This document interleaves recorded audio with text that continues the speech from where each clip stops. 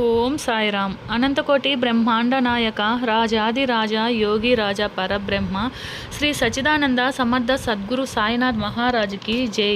సాయి భక్తులందరూ ఎలా ఉన్నారు ఫ్రెండ్స్? ఆ సాయినాథుని దయ వల్ల మీరందరూ బాగుండాలి, అందులో నేను ఉండాలి అని మనస్ఫూర్తిగా కోరుకుంటూ ఈరోజు వీడియోనైతే ప్రారంభిస్తున్నానండి.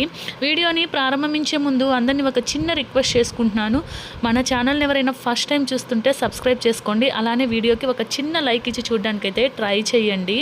ఈరోజు వీడియోలో మనం ఏం తెలుసుకోబోతున్నాము అంటే, ఆ బాబా గారి దయ వల్ల మీ మనసులో ఉన్న వ్యక్తి ఈరోజు రాత్రి పడుకునే ముందు మీ గురించి ఏం ఆలోచించబోతున్నారు అనేది మనం ఈ వీడియోలో తెలుసుకుందాము. ఈ వీడియో ఎప్పుడైతే మీ కంటపడుతుందో ఆ రోజు రాత్రి మీ మనసులో ఉన్న వ్యక్తి మీ గురించి ఏం ఆలోచించబోతున్నారు అనేది మీకు అర్థం చేసుకోండి. మీ మనసులో ఉన్న వ్యక్తి ఎవరైతే ఉన్నారో అతను ఇప్పుడు చాలా అంటే చాలా ఫోకస్డ్గా, చాలా కాన్సన్ట్రేషన్తో తను మీ రిలేషన్షిప్ పైన వర్క్ చేయాలని అనుకుంటున్నారు. అలానే తన చుట్టూ ఎంతమంది ఉన్నా, ఎందరున్నా సరే తనని ఇష్టపడే వాళ్ళు కానీ, తనని ద్వేషించే వాళ్ళు కానీ, ఎలాంటి వాళ్ళైనా తన చుట్టూ ఎంతమంది ఉన్నా తన ఫోకస్ మొత్తం కూడా కేవలం మీ మీదనే పెట్టి ఆలోచిస్తున్నారు. మీతో తను ఒక కొత్త ప్రపంచాన్ని చూడాలని అనుకుంటున్నారు.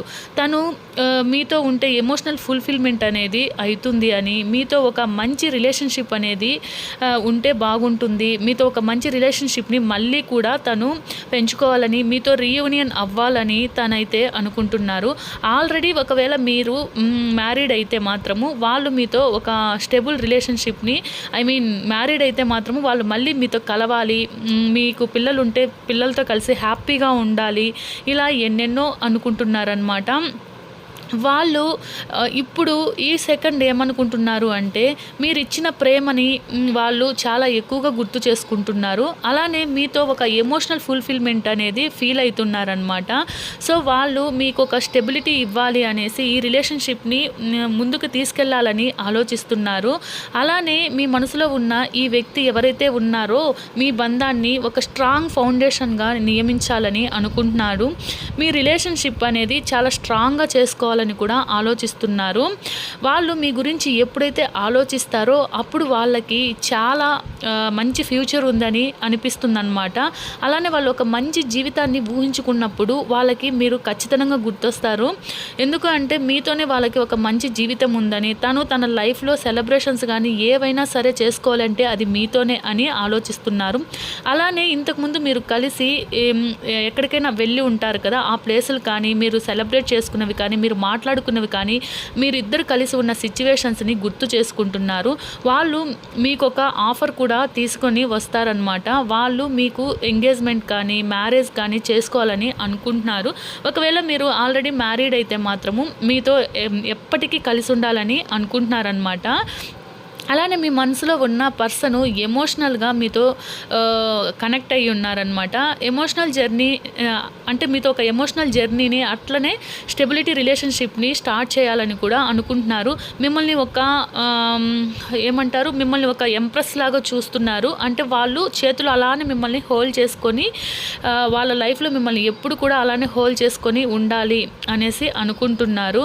అలానే తను రిలేషన్షిప్ని, ఇప్పుడు మీ రిలేషన్షిప్ ఏదైతే ఉందో తనని ఆ రిలేషన్షిప్ని కాపాడుకోవాలి, అలానే దీన్ని పాజిటివ్గా ముందుకు తీసుకెళ్లాలని కూడా అనుకుంటున్నారు. మొత్తానికైతే ఈరోజు నైట్ థాట్స్ అన్నీ మీ వ్యక్తివి ఎలా ఉండబోతున్నాయి అంటే, చాలా చాలా స్ట్రాంగ్గా మీ మీద చాలా ఇష్టముతో, ఒక పొసెసివ్నెస్తో మీరు ఇచ్చినంత ప్రేమను మీకు ఇవ్వాలి అని, మీతో రీయూనియన్ అవ్వాలని అనుకుంటున్నారు. ఈ రిలేషన్షిప్ అనేది జన్మలకి ఇలానే ఉండాలి, మీతో హ్యాపీగా ఉండాలి, సంతోషంగా ఉండాలి, మీతో ఒక మంచి లైఫ్ని, మంచి ఫ్యామిలీని, పిల్లల్ని కానీ తను చాలా చక్కగా జీవితాన్ని అయితే కొనసాగించాలి అని అనుకుంటున్నారు. మీ మనసులో ఉన్న వ్యక్తి ఖచ్చితంగా ఈరోజు రాత్రి ఆలోచనలు అయితే మీతో రీయూనియన్ అవ్వాలి, మళ్ళీ మీ లైఫ్లోకి రావాలి, మీ ప్రేమని పొందాలి, వాళ్ళ ప్రేమని కూడా మీకు ఇవ్వాలి అని ఇలా చాలా చాలా ఆలోచనలు అయితే చేస్తున్నారు. ఖచ్చితంగా మీకైతే న్యాయం చేయాలి అని వాళ్ళైతే అనుకుంటున్నారు. ఉన్నారు. ఇదండి ఇవాల్టి మీ పర్సన్ యొక్క ఆలోచనలు. జై సాయిరామ్. ఆ బాబాని నమ్ముకోండి. మీ పర్సన్ మళ్ళీ మీ జీవితంలోకి వస్తారు. మీరందరూ కూడా కలిసి అంటే మీ పర్సన్తో కలిసి సంతోషకరమైన కుటుంబాన్ని, ఫ్యామిలీని గడుపుతారు. ఆ సాయినాథుని ఆశీస్సులు మీకు ఎల్లప్పుడూ ఉండాలని కోరుకుంటున్నాను. జై సాయిరామ్. లోకా సమస్త సుఖినో భవంతు.